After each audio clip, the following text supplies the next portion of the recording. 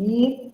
É um prazer estarmos com o professor Michel, ele já esteve presente, né, presente e presencial nos nossos congressos anteriores, então é um prazer, professor, estar com você aqui hoje, mesmo distante, mas poder, né, receber aqui em nosso espaço aqui para estar compartilhando conosco nesta manhã. O professor Michel, com certeza, alguém de vocês que já fez, né, que está aqui, talvez tenha participado, né, de palestra com ele, mas o professor Michel Vicentini, ele é mestre em educação pela Universidade da Espanha, né, neuropsicopedagogo clínico, pedagogo e educador musical, né, pela Universidade de São Carlos. Ele possui formação em piano erudito popular, regência sinfônica e coral pelo Conservatório Musical de Itaú, São Paulo, Tatuí, São Paulo, né? Autor de 3 livros na área de educação musical, filosofia e educação, e tendo como destaque a obra A Música e o Processo Educativo, Atos, Cenas e Recortes Pedagógicos, adotado por inúmeras universidades, essas obras do professor. Ele é compositor de diversas trilhas sonoras para filmes nacionais, né?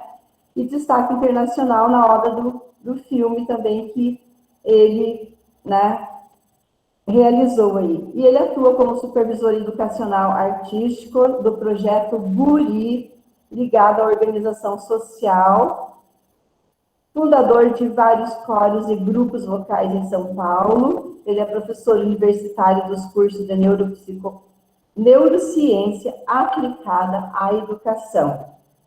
Morador na cidade de São Paulo, né, lá em São Roque, e ele possui um espaço de aprendizagem e pesquisa da educação musical, que é o Sentir Pensar, que de vez em quando vocês observam que eu compartilho no Face aí as atividades do professor Michel. Professor, se tem 1h30, né, para fazer a sua fala, e depois a gente deixa 30 minutos aí para o final, para perguntas e algumas questões que com certeza surgirão no decorrer da sua fala. Seja muito bem-vindo, professor, é um prazer, você sabe, né, estar com você aqui, e deixamos com você a palavra aí para a sua palestra. Obrigado, Betinha. Bom dia a todos e todas. É uma alegria participar desse momento com vocês. Antes da gente começar aqui, estão me ouvindo bem? Estão me enxergando por aí? Só dá um ok no chat aí se estão me ouvindo bacana. Se o som está chegando legal para vocês. Bom, legal. Pelos joinhas das telas aqui, eu acho que sim, né? Eu estou muito contente em participar desse momento com vocês. Mais uma vez nesse congresso. Me sinto honrado, lisonjeado realmente em participar desse evento. Então, agradecer a credibilidade, a confiança que vocês me dão, né, dentro dessa perspectiva do congresso.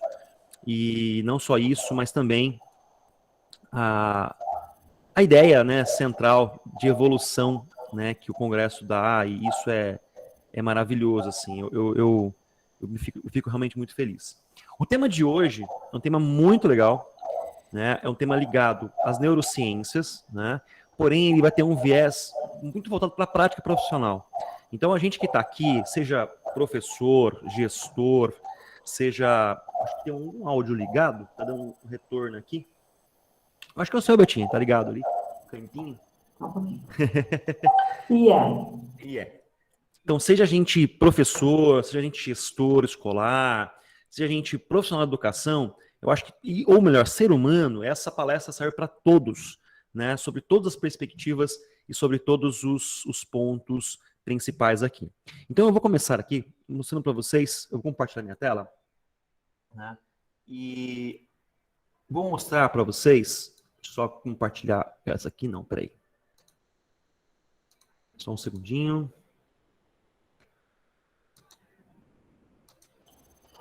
Professor, só antes de você iniciar, só deixa eu corrigir uma falha aqui. Não é 1h30 que você tem, professor, são 50 minutos. Ô, louco, eu já estava feliz aqui. Estava feliz aqui já. Bom, Eu estou compartilhando com vocês a minha tela e eu quero mostrar para vocês aqui um pouquinho daquilo que a gente vai falar hoje, né? Basicamente, a gente vai falar sobre neurociências, liderança vicariante, né? Funções executivas e 5 elementos facilitadores para o desenvolvimento profissional. Então, basicamente, a gente vai trabalhar essas temáticas aqui durante o dia de hoje. Então, esse é um mapa conceitual que vai definir um pouco como que a gente vai trabalhar durante o nossa manhã, tá? Eu vou começar aqui com uma acolhida. Eu vou até voltar aqui para melhorar a nossa conexão. Vou começar com uma acolhida. Eu escrevi uma música para os meus alunos que estão voltando, né, às atividades presenciais, enfim, e eu tenho o privilégio de trabalhar desde a educação infantil até a pós-graduação. Então, durante a semana, eu dou aula para educação infantil, fundamental, para o médio, para graduação e para pós-graduação. E eu fiz essa música para todos os meus alunos e eu quero compartilhar. É bem curtinha, a gente começa compartilhando ela nesse início. Ela chama Sorrir com os Olhos. Eu vou aqui colar ela aqui e a gente já vai apreciar e seja uma acolhida para vocês também. Sorrir com os olhos. Vamos lá?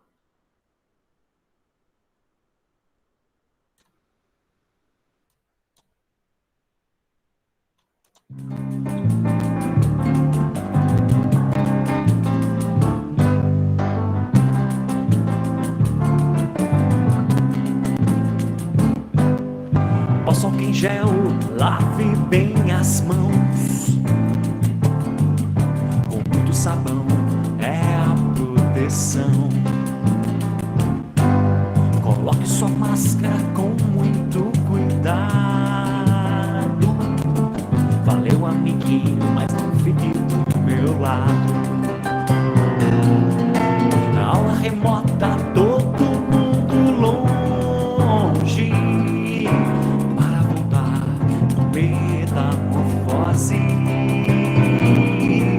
Carinho, afeto um pouco diferente. Meu olhar será um abraço pra você.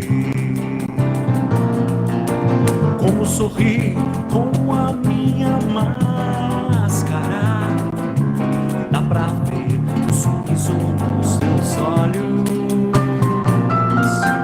Logo tudo isso vai passar. Com a vacina o mundo melhorar.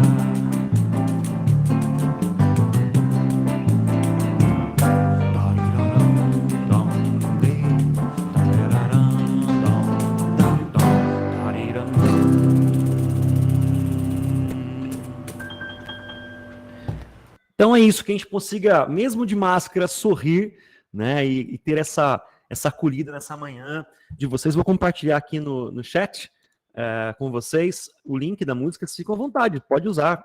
Se você usar, vai ser uma honra para mim aqui saber que a música está sendo bem utilizada aí com vocês. Bom, eu vou iniciar então a minha fala, tá bom? Let's go! Então, vamos lá. Por que a neurociência ela pode contribuir? Na verdade, o que a neurociência pode contribuir para a educação? Como que ela vai contribuir para que eu me desenvolva profissionalmente? Como que ela contribui realmente para a minha vida pessoal? Então, a partir disso, eu elaborei alguns conceitos, né, que a gente pode discutir aqui agora.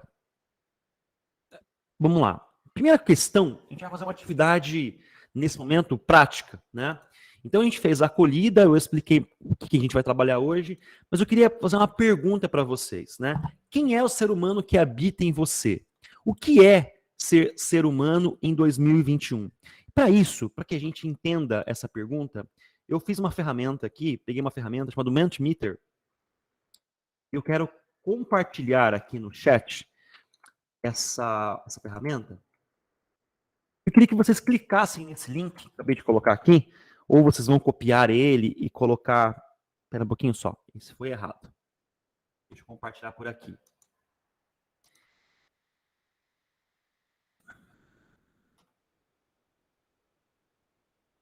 Agora vai. esse daqui, ó, esse último que eu coloquei. Eu queria que vocês clicassem nesse link e vai abrir uma tela assim para vocês, ó. Né? Não. Espera um pouquinho só, galerinha.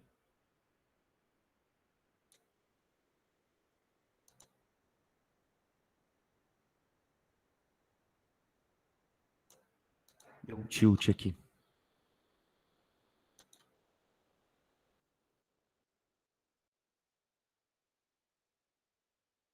Não sei.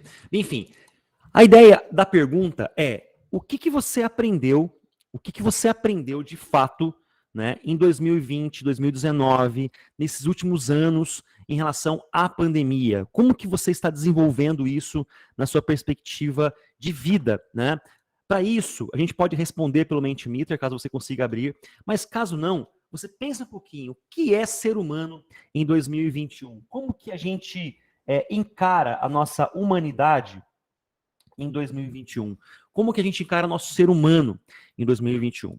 Para a gente começar, né, eu trouxe um aspecto que é um aspecto das neurociências, mas também da educação, de uma forma geral, que é um conceito do Vygotsky, que é a filogênese e a ontogênese. Eu não sei se você já ouviu falar, geralmente a gente escuta isso, né, do Vygotsky, relações sobre ZDP, aprendizagem socio-interacionista, mas pouco sobre microgênese, sociogênese, ontogênese. E eu queria propor para vocês duas falas rápidas para a gente começar.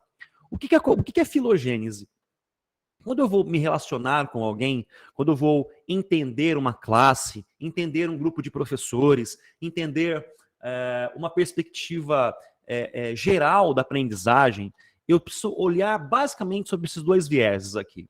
A filogênese é o quê? A filogênese nada mais é do que a minha evolução, a evolução da minha espécie durante o tempo, durante o quê? Por exemplo, eu tenho 36 anos, né? O meu filho tem 5, o meu pai tem 60. Então, nós estamos em planos filogenéticos diferentes. A minha evolução histórica é diferente, por exemplo, da evolução histórica de uma pessoa que nasceu há 200 anos atrás. E eu preciso entender em qual contexto eu vivo. E é o contexto filogenético que me dá fundamentos para a compreensão geral do ser humano. Então, o que a filogênese traz? Eu preciso olhar não só para esse indivíduo, mas também para todo um redor de maturação, de evolução, seja tecnológica, seja social, seja cultural, né? O segundo aspecto, para a gente começar aqui, é a ontogênese. O que é a ontogênese? A ontogênese é a minha maturação biológica. Então, é a minha idade. Então, analisando a comparação entre onde eu estou situado, qual o contexto que eu estou e qual a minha maturação biológica de idade. Porque tudo isso tem grande influência nas relações humanas e também na aprendizagem. Então, a gente começa a pensar sobre um aspecto neurociências, né? Então, qual que é a importância da compreensão do sistema nervoso central ou da neurociência para o desenvolvimento profissional? A primeira coisa que a gente pode pensar é em relação à aprendizagem. Então, como que a neurociência define aprender? Como que você definiria aprender? Para a gente começar aqui, vamos usar o chat do nosso Google Meet aqui. Eu quero que você colocasse para mim no chat o que você define como aprender. Vamos fazer um movimento aqui para a gente não ficar apenas recebendo informação, mas que vocês também ativem esse processo. O que é aprendizagem? O que é aprender?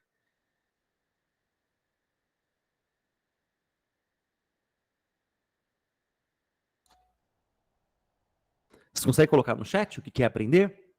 Ó, a Adriane colocou aqui: o ser humano se reinventou, né? Se transformou. A Letícia colocou aqui: instruir-se. Vamos fazer um brainwriting, né? Uma tempestade de palavras aqui para a gente iniciar a nossa ideia. É um processo contínuo.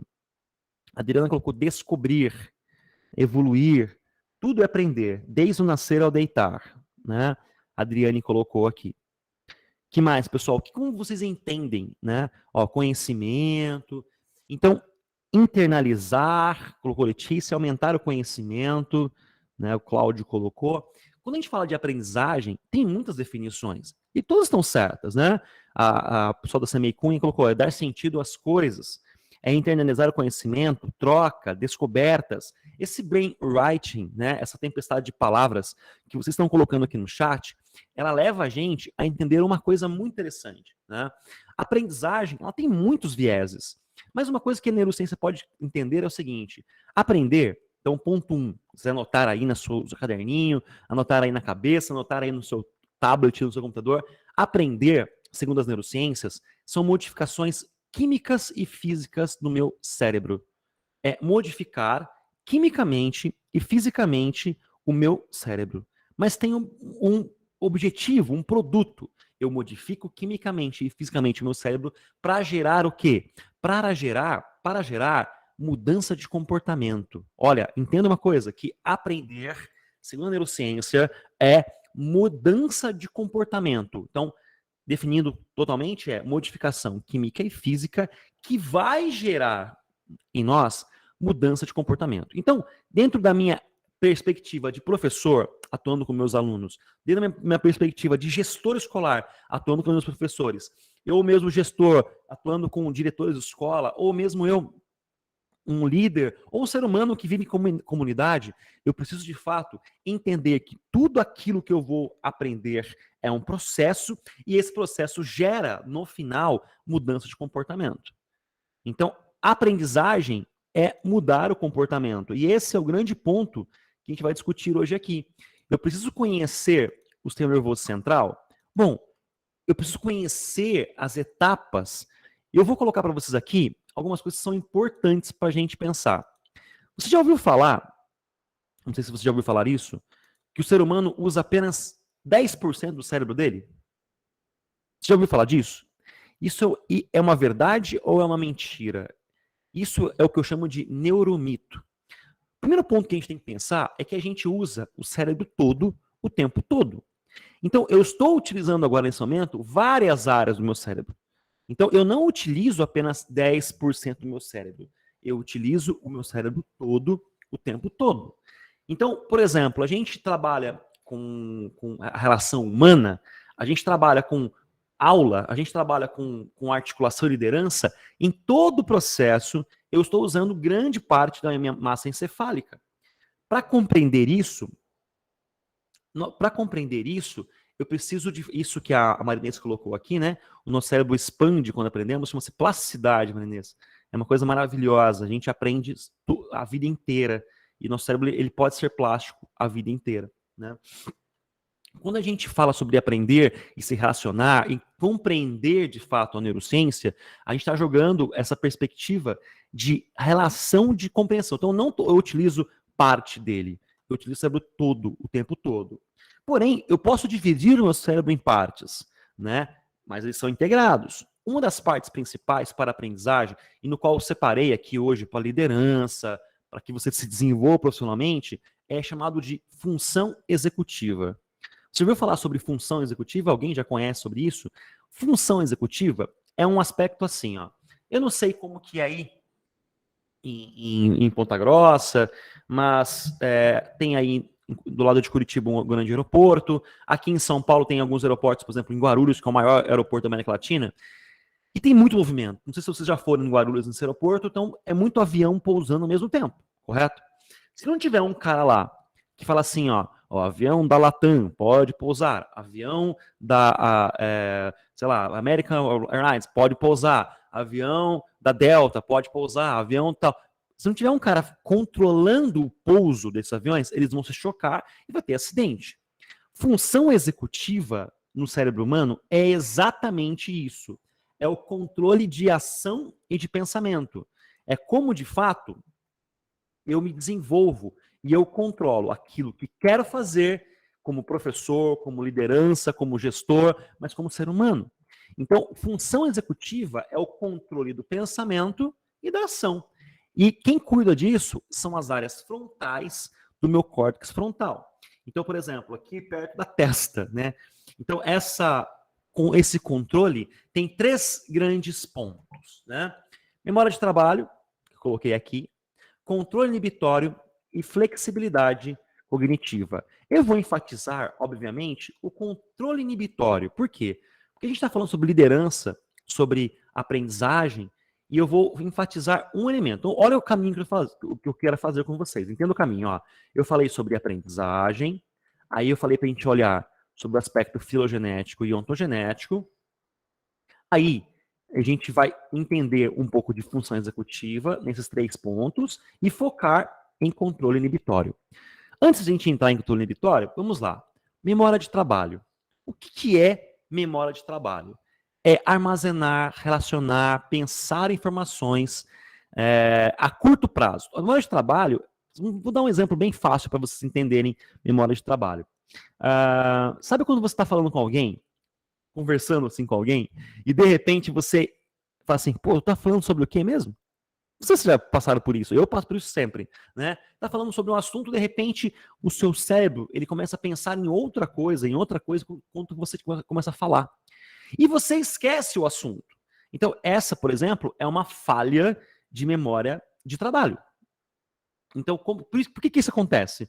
Por cansaço, por estresse, por falta de sono, às vezes por uma questão da alimentação, ou às vezes mesmo por desatenção. Mas, basicamente, a gente tem essa relação de falha. Então, a memória de trabalho é que me permite ter um contexto. Por exemplo, você está aqui ouvindo uma palestra do Michel às 9h27 da manhã sobre o tema das neurociências, e está contextualizando isso. E essa questão de contextualizar isso é de fato, graças à memória de trabalho, tá?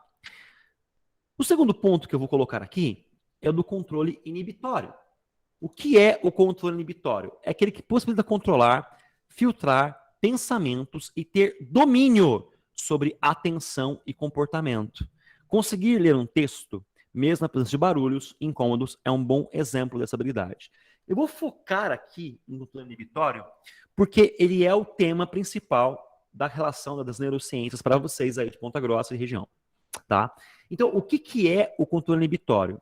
É aquilo que permite, o filtro que me permite fazer ou não fazer alguma coisa. Então, ele é o domínio do pensamento, do comportamento, das emoções e da atenção. Então, olha só, pessoal. Vamos pensar um pouquinho comigo aqui, ó. Vem comigo, não abandonem. Por exemplo, a gente tem um trato, dentro da minha perspectiva geral da aprendizagem e das relações humanas, sobre essa ideia do controle inibitório. Então, ele tem 3 partes. Uma das partes do controle inibitório é chamado de inibição cognitiva. Sabe quando você está sentado assim, assistindo uma palestra, como a minha hoje, e seu cérebro começa a ir lá longe, lá em Nárnia, pensar em outras coisas, né? Então, a questão do controle inibitório, da atenção, o controle inibitório do cognitivo, é você tentar controlar o seu pensamento para manter um foco atencional, né? Então, como que eu faço isso? Aprendendo. Então, a aprendizagem, estudar um instrumento musical, aprender uma nova língua, ler um livro que você nunca leu, ouvir novas músicas, mudar algumas concepções, podem favorecer a sua concentração e a sua perspectiva de inibição cognitiva, né? Porque isso é muito comum hoje. A gente está aqui hoje e ouvindo a palestra e pensando em muitas coisas, correto? Ou não? Eu acho que sim, né? Então, para que você consiga manter o seu foco atencional do pensamento, eu preciso de fato inibir pensamentos e distrações que são que eu não tenho que não são adequadas para esse momento.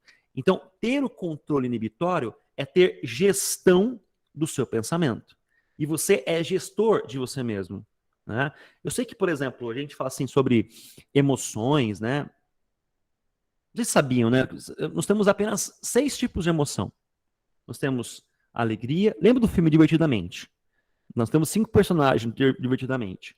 Vocês assistiram já? Coloque no chat se já assistiu ou não o filme Divertidamente. Animação da Pixar.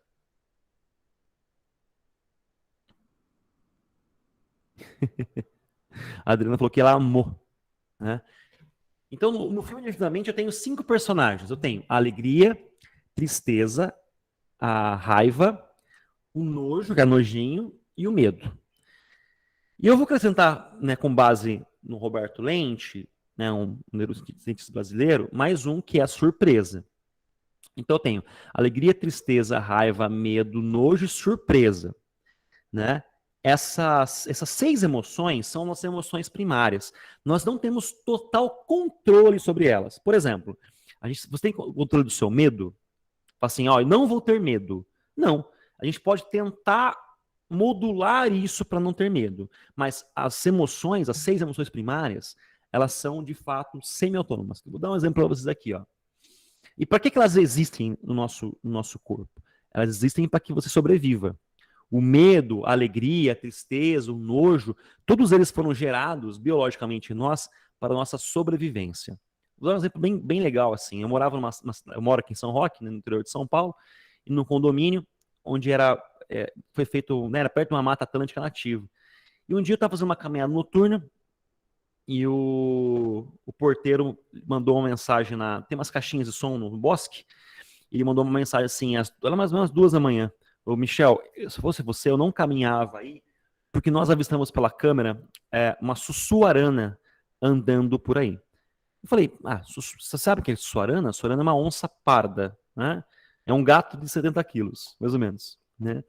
Eu falei, sussuarana, imagine, aqui em São Roque, né? Tá doido. De repente, eu escutei um barulhinho assim, no mato, como se fosse algum animal pisando em folhas secas. Quando eu me dei conta, eu estava na minha casa. Não sei como eu cheguei em casa. Só sei que o medo ativou em meu organismo um sistema de recompensa muito forte. E eu saí correndo igual um maluco e cheguei em casa. Quero dizer o que com isso? Com esse exemplo? Que a emoção, ela vai gerar em nós estágios e estados de sobrevivência. No caso, o amor, né? Porque eu não citei o amor. Amor não é uma emoção. Amor é um sentimento. O sentimento é um estado racional, né? Então, o que a gente tem em relação ao amor, dentro do amor eu posso ter alegria, tristeza, raiva, medo, nojo, posso ter tudo, né? Então, o que eu quero propor nesse pensamento é que eu tenho gestão de sentimentos. A relação interpessoal, ela é de gestão, né? Então, eu tenho que ter mais gestão sobre ela. A relação que eu tenho do contato com o aluno é de gestão. O autocontrole é gestão. Então, é gestão de pensamento e ação. E faz parte de função executiva. Então, eu vou pensar um pouquinho com vocês, dentro ainda da ideia de controle inibitório, né? Alguns elementos aqui. Então, eu falei já para vocês do controle inibitório.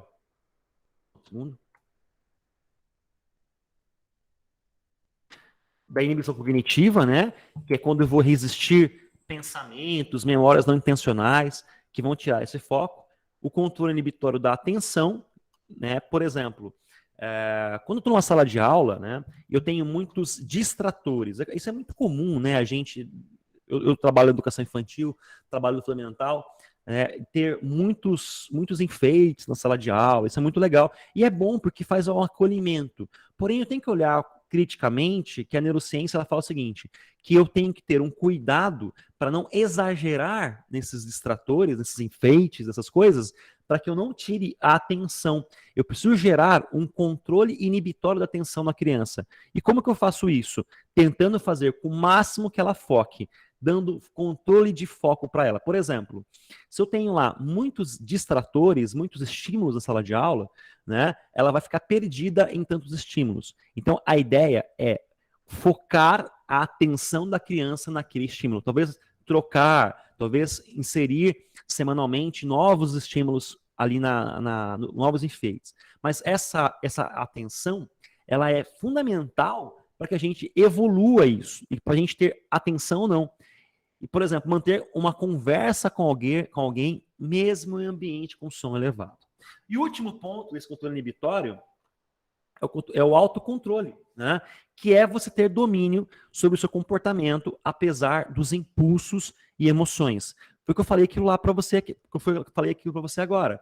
Então, eu tenho lá 6 emoções primárias, eu tenho sentimentos, porém, eu tenho um gestor disso, que é o autocontrole. Então, o que eu mais vejo hoje de relações de incivilidade ou de problemas, né, no trato da gestão educacional ou no trato da docência, são falhas de autocontrole. Quando às vezes a gente perde o controle. Nesse momento que a gente está vivendo, é um momento muito delicado da nossa história, né? A gente está com grandes alterações emocionais. Então, ter autogestão, ter autocontrole, é saber gerir-se, né? E para isso, como que a gente começa a pensar? Bom, quais são as dicas que a neurociência pode dar? Já vou falar. Antes disso, um último ponto, antes da gente entrar nos 5 fundamentos, é a ideia da liderança vicariante. O que é liderança vicariante? Eu chamo isso de aprendizagem vicariante ou de liderança vicariante, uma relação saudável na tomada de decisões.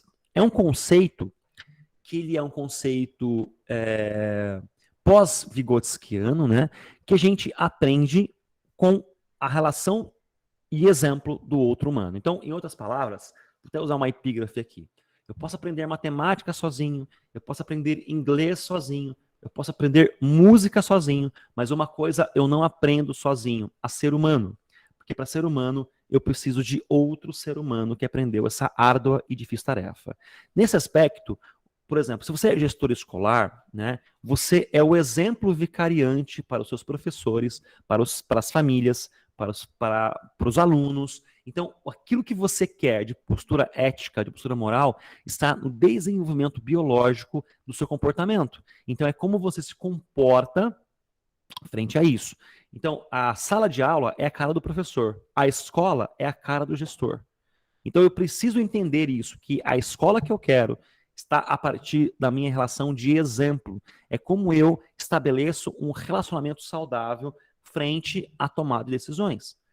Então, liderança vicariante é isso. Eu sou o exemplo. Quer ver um exemplo interessante? Quando você vai passar as férias lá em Salvador, né? Pô, tirar umas férias aí, vou passar em Salvador, você volta falando meio baiano, né? Você volta falando um pouquinho assim, devagar.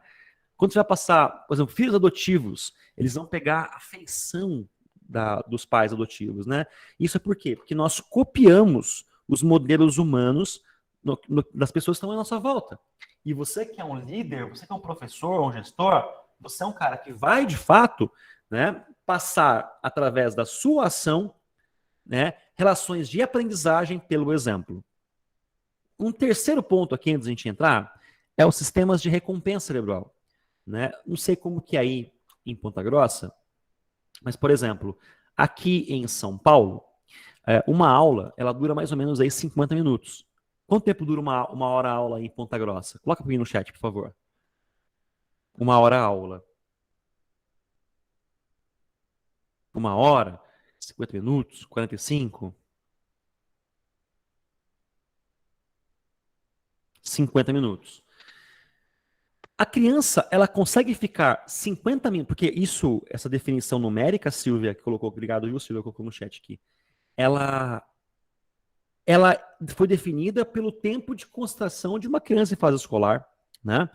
Então, eu pergunto para vocês hoje, e colocam sim ou não no chat, por favor, vocês acham que uma criança hoje se concentra 50 minutos numa aula?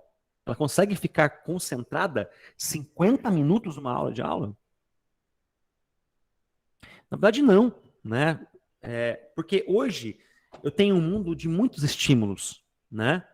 Nem eu, colocou ali, da semeia com ele, né? Eu também não, confesso que não também. Então, por que a criança ela não consegue se concentrar durante 50 minutos na minha aula, mas ela fica lá, por exemplo, meu filho está aqui do meu lado, né? Eu deixei ele aqui jogando Roblox. Ele está ali, jogando Roblox faz quase 1 hora. Por que ele fica jogando Roblox e pode ficar o dia inteiro ali? Porque existe uma partinha do meu cérebro humano que ela chama sistema de recompensa. O sistema de recompensa tem o quê? Ela tem 3 partes, né? A área tegmental ventral, o núcleo accumbens e o córtex frontal. Ela vai ativar em nós sensações de prazer. Então, uma criança, ela consegue ficar concentrada durante muito tempo, desde que ela tenha uma ativação do sistema de recompensa. O que é isso? Por exemplo, o que ela tem no jogo? ela tem fases, ela tem desafios, ela é ativa. Se ela ficar 50 minutos sentada ouvindo você, ela não vai ficar atenta. Ela tem que participar do processo. Então, ativar sistemas de recompensa para aprendizagem, na educação de forma geral, é você criar desafios, propor tarefas, inserir tecnologias, inserir jogos sinestésicos com o corpo, né, com a mão, fazer que a criança seja ativa, propor desafios alcançáveis. Para o gestor, né, para o gestor entender a relação, por exemplo, numa reunião de pais, para que você consiga cativar e manter a atenção das famílias, ou o gestor, né, isso, Marinês, se tornar atrativo e atraente, ou você que é gestor numa reunião de professores, como que você vai cativar e trazer isso para eles, para próximo, né, para que você ative o sistema de recompensa, para liberar o prazer, liberar a endorfina, liberar a serotonina, né, ocitocina, liberar esses neurotransmissores do prazer. É trazer elementos da emoção, do trato humano, né? Então, numa reunião, você tem que ter uma acolhida, você tem que ter uma interação, você tem que ter um carinho, um afeto humano, né? Mesmo quando você for ali fazer uma correção de fluxo como gestor, ou fazer uma correção de fluxo como professor, você consegue ativar o sistema de recompensa do indivíduo, né? Propondo ali um vídeo, uma atividade, então trazendo elementos para que você demonstre a sua humanidade. Por exemplo, quando eu contei a história da Suarana, eu estou demonstrando a minha humanidade para vocês. É um exemplo que eu estou colocando para vocês. E isso é uma ativação do sistema de recompensa, porque você se coloca no lugar, por empatia, e tenta, de fato, ser ativado nesse processo. Bom, eu vou entrar agora nas 5 partes práticas, né, 5 dicas que as neurociências podem dar para você, professor, gestor escolar. Mas antes disso, vou fazer uma breve revisão aqui, ó, para vocês entenderem o que eu estou querendo dizer, né? Então, a gente falou um pouquinho sobre nós, sobre o ser humano que habita em nós, 2 contextos, né? A filogenética, que é a minha evolução de espécie, a ontogenética, que é a minha evolução de idade. Aí eu falei um pouquinho sobre neurociências e aprendizagem. Então, aprender pela neurociência é modificações químicas e físicas do meu cérebro que vão gerar mudança de comportamento, né? Aí eu falei sobre função executiva, né? Falei sobre memória de trabalho, né? Que é aquilo que permite relacionar e pensar informações, controle inibitório, e eu foquei no controle inibitório, que é um controle de pensamento, comportamento, emoções e atenção. Eu falei que nós temos apenas 6 tipos de emoções, né? Alegria, tristeza, raiva, medo, nojo e surpresa, e que sentimentos são diferentes de emoções. Sentimento é a questão da racionalização das emoções.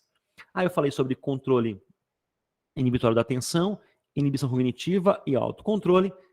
Por fim, liderança vicariante, que eu lidero pelo exemplo, e sistemas de recompensa cerebral, que eu tenho que gerar prazer nas minhas relações. Agora, na prática, como a neurociência, ela vai poder ajudar o meu desenvolvimento profissional. Para isso, eu trouxe 5 dicas para vocês. Primeira dica, 5 achados, né? Sono. Porque tem um meme aqui do Pernalonga, né? Alguns têm dinheiro, alguns têm beleza, e eu tenho sono, né? Por que é importante dormir? Porque é no sono, dormindo, que a gente vai produzir memórias de longo prazo. É com o sono que eu vou ter melhor atenção, né? Então, o que eu digo para você? Dormir bem é fundamental para ter uma boa qualidade de vida, para você aprender, para você ensinar e para você produzir boas memórias. Então, a atenção, que a gente falou aqui agora, né, essa parte aqui, ó, controle inibitório da atenção, inibição cognitiva e autocontrole, elas vão funcionar bem se a gente dormir bem. Então, o sono é fundamental para qualquer relação humana, porque é no sono que eu vou produzir memórias de longo prazo. Cuide das suas emoções e sentimentos, né? Então, eu sei que a gente, de fato, tem grandes dificuldades em lidar com emoções e sentimentos, mas cuidar deles são aspectos fundamentais, né? Então, lidar com boas relações. Então, por exemplo, a gente tem Às vezes relações são tóxicas, relações que não são saudáveis, né? Então é fugir de elementos que vão causar dano emocional a você. E isso é uma questão que você tem que filtrar. Você é o seu gestor, né? Então, se você está num espaço e você precisa entender que não está emocionalmente fundamentado ou bom, eu preciso, de fato, alterar isso, né? Cuidando das emoções. Então, como que eu faço isso? Eu posso ler bons livros, eu posso assistir bons filmes, eu posso ter bons relacionamentos humanos, né? Trazer isso e filtrando para que você consiga ter uma boa qualidade de vida, né? Então, o sono, produção de memórias e emoções na parte de sistema límbico, né? O sistema límbico é a parte do cérebro que é responsável pela gestão de sentimentos e emoções. É o sistema límbico e o córtex frontal. Próximo. Ame seu trabalho ou crie um SRC, que é um sistema de recompensa cerebral. Tem um meme aqui, né? Por que você faltou no trabalho ontem? Estava doente. Mas eu tive uma noitada, estava doente de amor, procurei remédio na vida noturna. Então, assim, é difícil falar amar seu trabalho, né? Poxa, como que eu vou amar meu trabalho? O Pacheco, sabe o Pacheco da Escola da Ponte? Ele fala o seguinte, que eu tive o privilégio de trabalhar com dois grandes nomes da educação. Né? Eu trabalhei com o Pacheco, da Escola da Ponte, e com o Rubem Alves. Né? O Rubem Alves já falecido em 2014. Eu tive o privilégio de trabalhar com os dois. E o Pacheco tinha uma frase, uma máxima, que é o seguinte: a gente vai para a educação por dois motivos. Ou por amor, ou por vingança. Né? Então, a gente vai para a educação por dois motivos, ou por amor ou por vingança. É óbvio que a gente às vezes vai por vingança e fica por amor, ou às vezes a gente está por amor e fica por vingança. É óbvio que amar o trabalho é uma questão que ela pode ser mais da poética do que propriamente da praxis, né? Mas eu queria que vocês entendessem uma coisa: amar o trabalho ou encontrar mecanismos para que você tenha uma recompensa.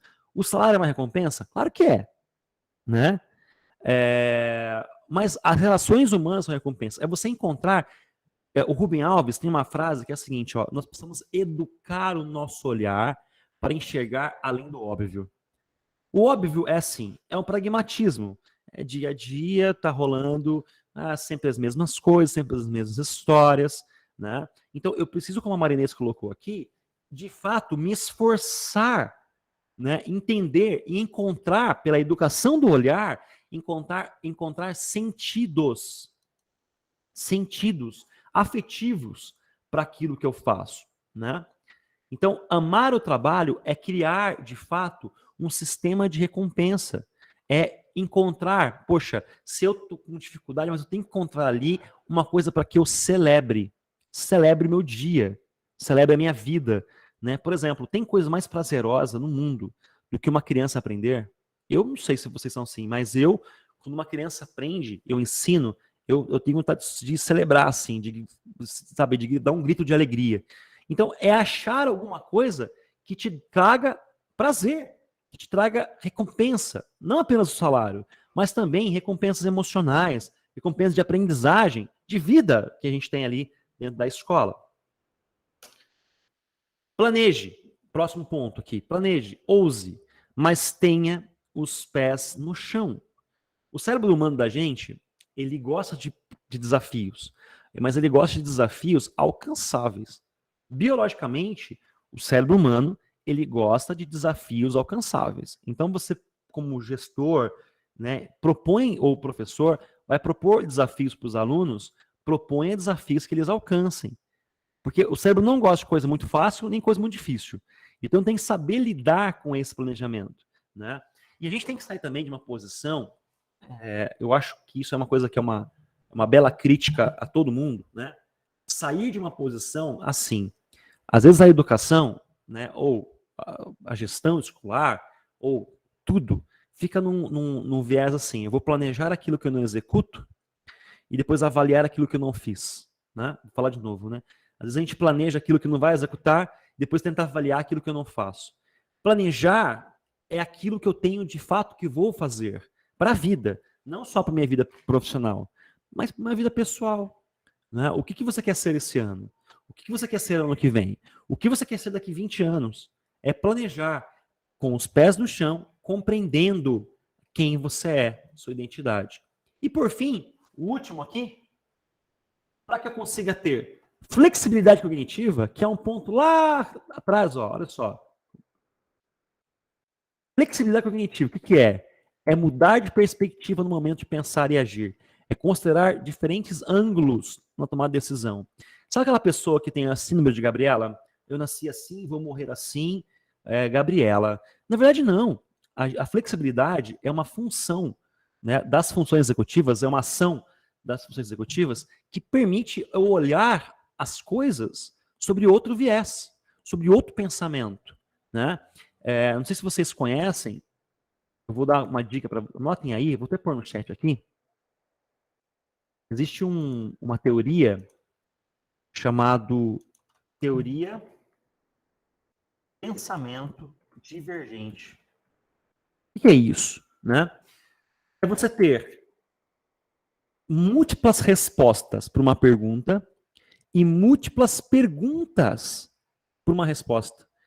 Às vezes, para você resolver um problema na vida pessoal, a gente olha só para um caminho, só para um viés. Mas eu tenho que entender que eu tenho múltiplos caminhos para resolver isso, né? Então, utilizar o quê? Do pensamento divergente, da flexibilidade. E o que é bom para isso? Aprender uma coisa nova, aprender um instrumento, mas principalmente a prática física, a prática de exercícios físicos, né? Então, essa perspectiva são fundamentos que eu, enquanto cientista, posso trazer, né, para que a gente compreenda de fato cada ponto. Então, o exercício físico permite eu ter regras, ter rotinas. Então, ter o corpo saudável faz com que eu tenha também a mente saudável. Então, em resumo, 5 fundamentos para que a gente entenda e melhore algumas ações que a neurociência dá de dica para a gente, né?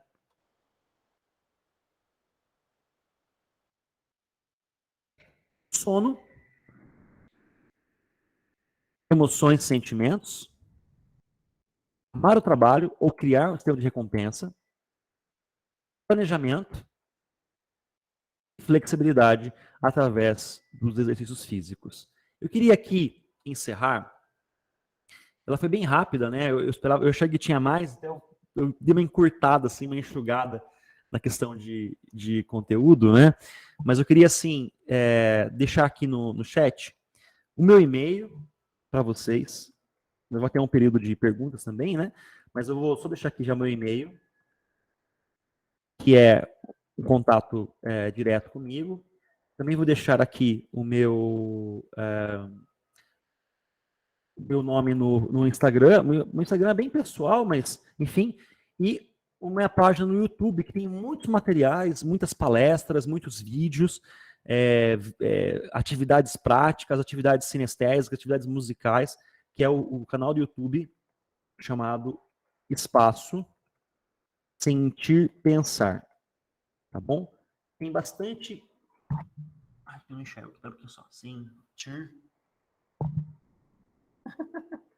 Pensar. Aí. Caso você queira, né, se inscrever no canal, tem bastante coisa lá que vale a pena você trabalhar. Então, eu quero, antes de encerrar, fazer 2 coisas. Primeiro, agradecer muito a Juscelia, né, que fez essa ponte de mediação. E eu quero até compartilhar com vocês aqui de novo a minha tela. E só dá para fazer aqui um merchandising que eu acho muito importante, né? Eu sou professor da Faculdade Sensupeg e a Faculdade Sensupeg tem um convênio com a prefeitura, né? Então você pode fazer a sua pós-graduação dos sonhos pagando um preço justo e ainda ter um reembolso de 60%. Né? Então isso mesmo, você paga a sua mensalidade e Secretaria de Educação te reembolsa. Ó, cara, isso é maravilhoso, né? A prefeitura ela vai reembolsar 60% do valor que você pagou, né? Então tem aqui os cursos de pós-graduações abertos, né? Arte terapia, neuropsicopedagogia clínica, musicoterapia, ABA, que é para o TEA, né? Para o autismo, que é o transtorno do espectro autístico, gestão escolar e coordenação pedagógica. A faculdade SUPEG tem muita qualidade, eu tenho uma alegria muito grande de trabalhar na faculdade há mais de 10 anos, né? E realmente no Brasil inteiro, são 40 mil alunos satisfeitos, formados pela instituição. Para você conversar com alguém, né, basta você mandar um WhatsApp ou ligar para 42 999 15 5566, tá bom? Essa é nossa ação de trabalho, né, que é muito importante. A Faculdade SUPEG é muito forte na região e tem muita qualidade para você, com esse convênio aqui maravilhoso com a Prefeitura. Eu quero aqui encerrar, eu vou encerrar com último ponto, né? Eu, como sou da música, eu gosto muito de trazer elementos da música para vocês, né? Espero que vocês tenham gostado da palestra, mas assim, eu quero encerrar com uma música que eu gravei. Acho que tem algum microfone aberto aí. Professor, a gente tem ainda uns 30 minutos aí para perguntas ou então, questões. Temos esse eu vou tempo encerrar aí. aqui ó, a parte da palestra, depois eu vou abrir para perguntas. Eu vou só encerrar essa parte, que daí já deixo aberto, tá bom? Certo. Beleza, então eu quero encerrar essa parte da palestra em si, para depois abrir para as perguntas, com uma música do Vitor Martins e do Ivan Lins, e eu deixo ela como missão para a gente, professor, nesse momento de retorno às aulas, né, pós-pandemia, ou melhor, está na pandemia ainda, mas voltando aí à normalidade, graças a Deus pela vacina, que é a música chamado Antes que Seja Tarde. Essa música, ela retrata isso. E a mensagem que eu deixo para vocês é o seguinte: utilizem a neurociência, o conhecimento, né, com força e com vontade. A felicidade vai se espalhar, há de se espalhar, com toda a intensidade, antes que seja tarde. Eu acho que essa é a grande força da expressão, né? Estamos num momento que é agora. Então, é agora o momento de estudar, é agora o momento de aprender, é agora o momento de compartilhar, é agora o momento de ser humano, de mostrar a nossa humanidade. E cabe a nós, professores, entender que é com força e com vontade a felicidade do mundo há de se espalhar com toda a intensidade. Então, eu encerro a minha fala de palestra, depois vai ter as perguntas, né? Com essa poesia musical para vocês.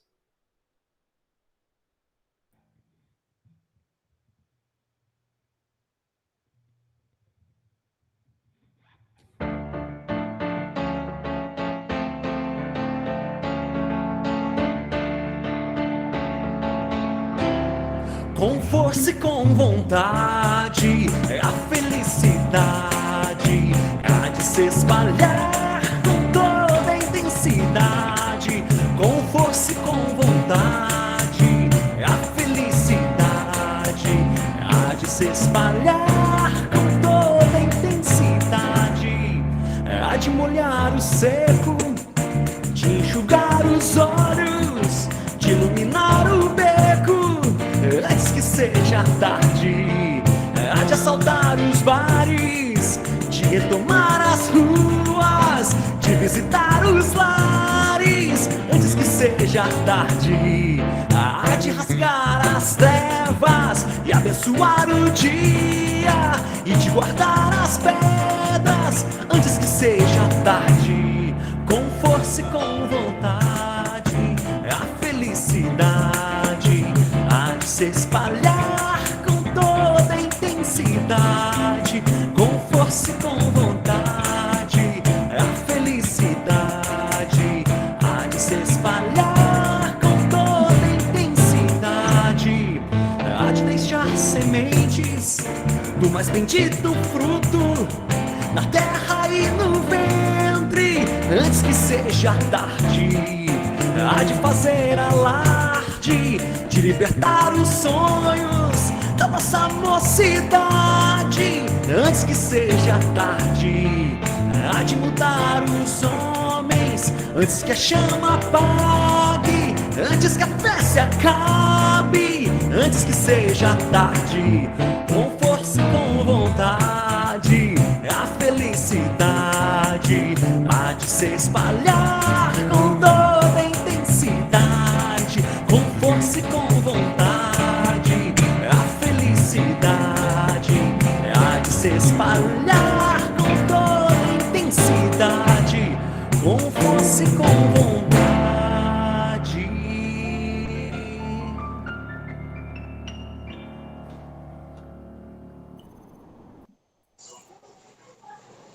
É isso aí.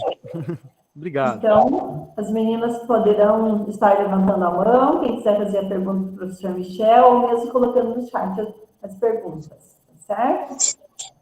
Professor Michel, desde o início, a primeira música que você colocou ali, nós usamos a sua música quando nós iniciamos a gravação do nosso programa Vem Aprender. Então, na busca de estar levando uma mensagem para os alunos, os professores de musicalização, vamos pegar lá a música do professor Michel. Acho que eu pedi licença para você para estarmos utilizando e gravando na TV educativa. A música usamos muito. E, professor Michel, eu vejo assim, o que você me diz da música como grande aliada nesse retorno das crianças para a escola? Bom, a música ela é fundamental, né, para várias coisas, né? Então a gente pode analisar isso sob um viés da plasticidade cerebral, né? Então, por exemplo, você vai despertar ali, quando você faz uma atividade musical, onde a criança participa, ela canta, ela toca, ela faz junto, ela bate uma palma, ela faz uma percussão corporal, ela está ali sendo ativa no processo de aprendizagem. Então, ela está trabalhando ali atenção seletiva, inibição cognitiva, autocontrole, autorregulação. Então, essas ações, a gente chama, existe uma, se anotarem para pesquisar, pessoal, existe uma teoria do próprio Roberto Lente, chamado que a música, ela proporciona para a criança o chamado de hiperplasticidade transmodal. O que é uma hiperplasticidade transmodal? É quando, por exemplo, eu, através da música ou da atividade física, eu consigo fazer o quê? Trabalhar e modular a atenção e o comportamento para que a gente, de fato, consiga utilizar isso para outras disciplinas, por exemplo, para matemática, para língua portuguesa. Então, ela tem uma função de regulação de atenção. Uma outra ação que eu acho fundamental para a gente pensar é a parte da emoção, né? A música ela é uma reguladora emocional. Então, trabalhar com música é você ter o ânimo, você ter o envolvimento, você ter o fazer junto, o fazer coletivo. Eu acho que isso é muito legal para a gente se pensar. Então, a música ela é fundamental, né, para a aprendizagem, não só como um apoio a outras disciplinas, mas principalmente como ela é uma ciência. Então, entender a música como uma ciência, uma perspectiva moduladora da aprendizagem.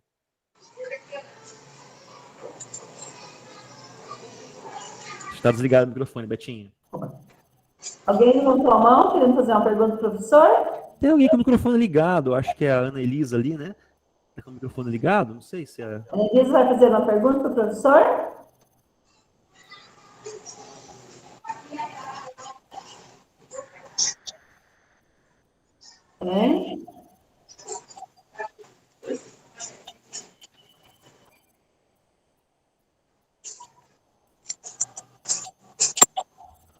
Temos pergunta? Não. A Denise vai fazer a pergunta para o professor? O pessoal da CMEI Cunha levantou a mão aqui, né? Quem levantou a mão? CMEI. Tá com o microfone desligado. Não? Você querer? Levantei a mão, você querendo. O CMEI Paulo Cunha? Cadê o CMEI Paulo Cunha? Pode fazer a pergunta para o professor? Ela falou, peraí. Peraí, deu certo agora? Agora estou ouvindo. Oi. Meu microfone não abriu lá, professor. Eu vim aqui, Cadire. Viu? A questão do controle inibitório que eu estava vendo ali.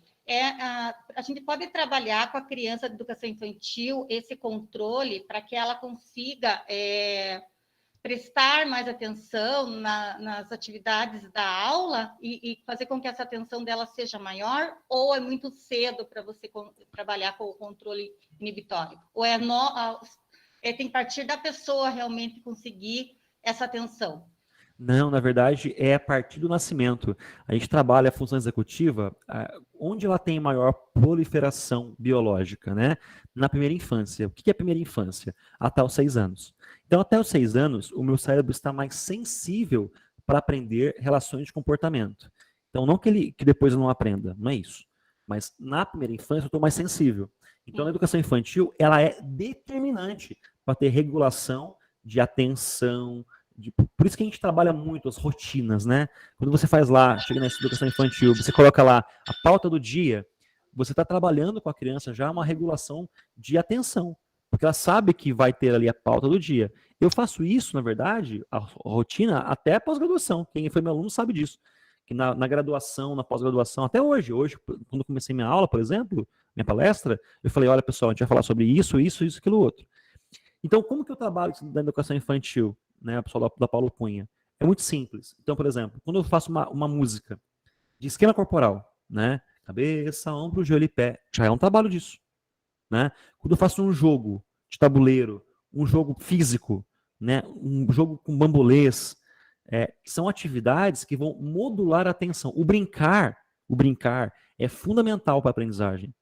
Porque no brincar eu tenho regras, eu tenho o brincar mediado. Eu tenho que ter o brincar livre mesmo, importante ter, no parque, brinque livre. Mas também eu tenho que ter o brincar mediado. Que o brincar mediado vai trabalhar muito a questão da atenção, da inibição cognitiva, da atenção seletiva e principalmente da flexibilidade. E por que serve a função executiva? A função executiva, ela vai gerar para o adulto um cara melhor. É um cara que sabe lidar com os problemas, que não se frustra, que não fique tanto em depressão, que é um cara que, por exemplo, o cara, ele perde o emprego, por exemplo, um adulto, ele não vai, sei lá, desistir de tudo. A função executiva permite que o cara tenha uma regulação de comportamento e ação. E isso se dá lá na educação infantil. Então, Fundamental 1 e Educação Infantil são fundamentais para que isso se desenvolva. Então, como que eu desenvolvo? Com jogo, eu desenvolvo isso com músicas, né, com regras, né, e sabendo lidar também com o protagonismo da criança, fazendo que ele crie também regras. Então, por exemplo, chamar a criança, hoje nós vamos criar nossos combinados. Combinados. Regras de combinados. Entendeu? Então, assim, mas cumprir isso, porque às vezes eu vejo muito isso, né? O professor, ele cria os combinados, mas depois não cumpre aquilo que ele acabou de criar. Então, eu tenho que saber lidar e cumprir aquilo também, para que a criança entenda que a ação que ele tem de planejamento é uma ação de execução. Respondi? Obrigada, prof. É o seguinte, é que agora com essa volta das crianças da pandemia, tá tudo bagunçado. A gente percebe assim, que eles estão sim, bem desorganizados em relação às regras. Não só eles, né? Eu acho que todo mundo tá assim, né? Acho que... Ixi, será que eu caí? E desde que a gente começou até agora, nós tivemos um avanço muito grande, né? Principalmente em relação aos cuidados com o coronavírus, né? O uso do álcool em gel, né? O uso da máscara, como eles internalizam bem a partir do que você vai trabalhando com eles, né? Os combinados e os projetos das professoras em relação a isso, né? E daí eu fiquei pensando, mas como eu não sou neuro, né? Eu fiquei imaginando. Então, a gente já pode usar estratégias realmente pensando com esse objetivo mesmo. Sim, com certeza. Né? Então, assim, eu acho que a questão da neurociência, ela contribui, ela formaliza coisas que a gente até faz, né? Mas aí tem que fazer com mais eficácia, que é a questão da instituição de rotinas e regras através de jogos e outras coisas mais. Faço curso de neuro, muito legal, muito bacana, assim, muda a vida da gente. A minha mudou. Foi muito massa, assim. Pensamento, mudou muita coisa. Eu já tinha mestrado quando fiz a pós em neuropsicologia. E para mim, valeu demais, assim, o curso. Foi muito massa. Eu acho importante mesmo. O nosso interfone gritando. Eu estava ontem lendo, eu estava pensando em fazer psicologia. Eu estava lendo 5 anos, né? E a psicologia também fala muito da parte do pensar da criança, né? Ajuda muito nessa parte. Né? Mas obrigada, professor. Ótima palestra, maravilhosa mesmo. Um abraço. Obrigado. Nós temos na rede municipal mais de 800 professores que fizeram a pós-graduação em neuropsicopedagogia. Professor. Que maravilha, hein? Que coisa boa, né? Que orgulho da cidade ter tudo isso de gente fazendo. Nossa, que muito legal. Temos mais alguma pergunta para o professor?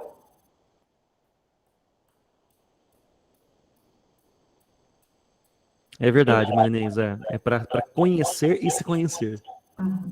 Marinês colocou no chat ali. Professor, quando você falou assim, quem é o ser humano que habita em você, né? E a gente fica pensando mesmo, desde que iniciou a pandemia, há aquela questão, a gente está passando por tudo isso para que o ser humano seja melhor, né? Para que ele seja trabalhado nesse tempo, mas e ainda, né, nós vemos muitas pessoas que parece que ainda não perceberam essa questão, né, de ser transformado nesse tempo e nesse retorno à escola com os alunos, não só você acolher a criança que retorna para a escola, mas também os professores também serem acolhidos, né? Seres humanos somos pequenos e somos os adultos também. Eu acho assim que a pandemia, Betinha, ela explicitou problemas que já existiam, mas que estavam ocultados ali, estavam, né, ocultos. Ela deixou explícito. Então, por exemplo, ela libertou. Na verdade, o Brasil está vendo uma fase muito delicada da história, que é uma fase de radicalismos, né?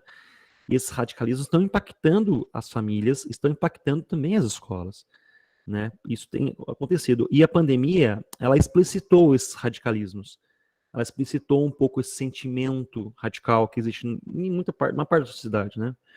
Mas eu acho que a grande lição que a gente tem que entender é que a pandemia, ela deixa todo mundo igual, né? Porque, por exemplo, eu vou dar um exemplo pessoal aqui. O meu avô, por exemplo, ele faleceu, não de Covid, mas ele teve um AVC, um AVE, na verdade, né? Que é o acidente vascular encefálico, e ele é, não tinha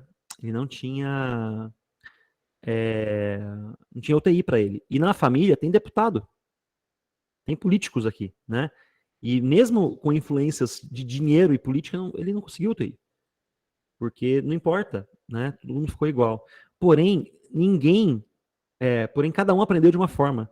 Tem gente que insistiu na forma de entender e ver o mundo. Mas eu acho que todo mundo precisa nesse momento de um acolhimento emocional para compreender um espírito aqui, uma coisa que é uma palavra tão simples, mas que faz tanta diferença, que é a palavra chamada equidade. Eu acho que uma educação, quando a gente está voltando agora, a gente tem que pesar, né, e privilegiar na nossa vida a palavra equidade. O que é equidade? É justiça social. Tem gente que está abolindo a ideia da justiça social. Na verdade, pensar a equidade é pensar que tem crianças que vão precisar de um maior acolhimento. Tem professores também. Tem outros que não, que já estão automatizados com isso. Então, é dar atenção na singularidade de cada um. É ser solidário, é ser empático, é ter equidade. Se eu fosse deixar uma mensagem para vocês hoje aqui, que vem no coração agora, que nem estava na palestra preparada, né, Betinho? Mas é a palavra equidade, né? Justiça social. Uma educação só vai ter, de fato, sentido na vida das pessoas quando elas entenderem o que é equidade.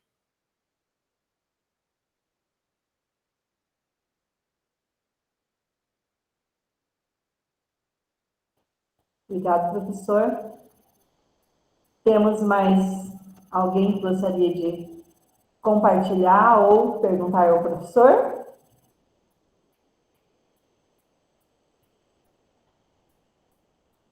Lembrando, meninas, que vai ser disponibilizado o link de validação da presença de vocês, né? E a avaliação. Betinha, podemos colocar a apresentação musical? Vamos colocar a apresentação musical, então. Mais alguma pergunta? Ainda vamos deixar para você dar um tchau, professor, depois, então, da apresentação, certo? Dá o quê? Dá um tchau? Beleza, beleza. Espera aí, depois Claro, da apresentação. claro. Então, tá Eu certo. vou pedir para o Fernando, então, transmitir, tá bom? Só um minutinho, pessoal.